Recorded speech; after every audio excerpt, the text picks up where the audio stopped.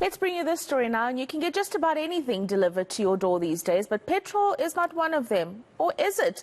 The recently launched Fula app allows fuel stations to come to you. Food and other outlets can also load themselves onto the platform free of charge. Let's find out more from the app's creator and CEO, Lubabalo Nojiwa. Thank you very much, Lubabalo, for your time this morning. Very interesting app that you have developed here. Having fuel delivered to the actual consumer. What informed the creation of this app? Well, I mean, it's a basic principle that says, retail across the world has actually just gone into the on-demand space. So why not get the forecourt or the garage space into that space as well?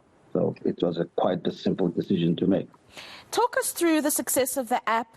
Are you finding that there has been a keen uptake for it, and really just the level of growth since you developed it?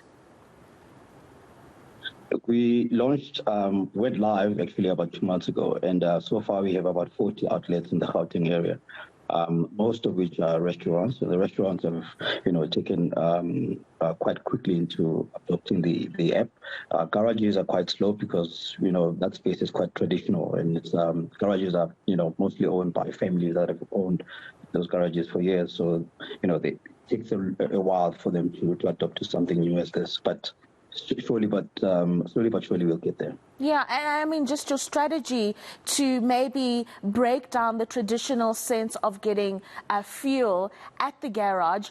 What is the strategy around talking to garages and showing them of this alternative way of delivering a service to consumers? Look, it's a paradigm shift. You need to work on it. Like I said, traditional families that own these garages. It's basically trying to say to them, if I walk into a garage, every time I walk into a garage and buy something, I only find out about the special at that garage at the till when I'm paying. In this case, I'm opening up the audience to a wider audience for the garages, and the audience actually starts knowing what's happening inside that garage, or 5 kilometers away or 10 kilometers away, so they can make a choice. So it's quite an easy sell in that respect. Talk us through the challenges that you have faced in developing this app. Many would have the misconception that when you are running an app, it's not that much work as an entrepreneur. But this is a misconception, isn't it? And there are a number of challenges that you obviously have to deal with along the way. No, it's a huge misconception. Running an app, you actually looking at a couple of moving parts. You've got your drivers, which do the deliveries. You've got the systems. You've got the outlets coming in on board. You've got the communications part of the app. It's a huge job, and getting developers to understand that all of this has to work in sync is really, really daunting. So quite a lot of sleepless nights, quite a lot of headaches. It's not easy. It's not for the faint-hearted, I can tell you that. No, it's absolutely not. And you've spoken about Gauteng, where you found a number of businesses have now joined on the app. What are your growth prospects looking like? Well, the plan is obviously to go into the entire country and then up the continent. I would love to actually get the app, outside our borders, actually outside ocean. So, it's a time game. We're just waiting and seeing how it grows and how it goes and the adoption.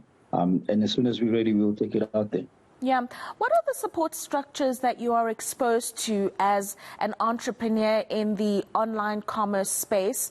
Whether it be private or government support structures, do those exist for entrepreneurs like yourself?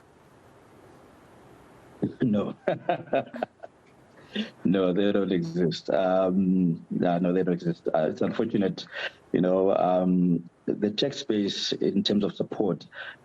People always want to look at growth and see if, you've got the right adoption. They look at numbers. They will tell you, if you don't have 500,000 subscribers by this time, they're not interested, but they don't look at the long term and what other services might come in. So That's private sector. Government is not interested. Government doesn't like smart people. They like followers. They don't like leaders.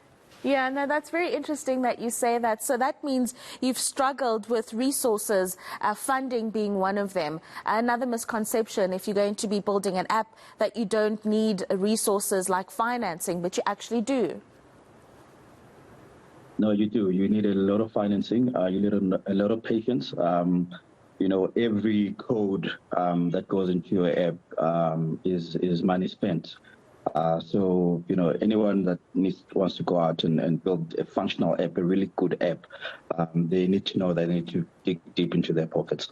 No, absolutely. And maybe just some employment opportunities that the app has created. Has that happened for you, or are you still embarking on that journey? Oh, no. Look, we got, so far in the Gauteng area, we've got about 70 drivers that work directly for Fula, which is fantastic. We're employing operators at the moment. So anybody that's out there, interested in being a Fula operator, please come on board. So there's a lot of job opportunities in the Fula space. With all the other additional services that we're bringing onto Fula, there'll be more job opportunities.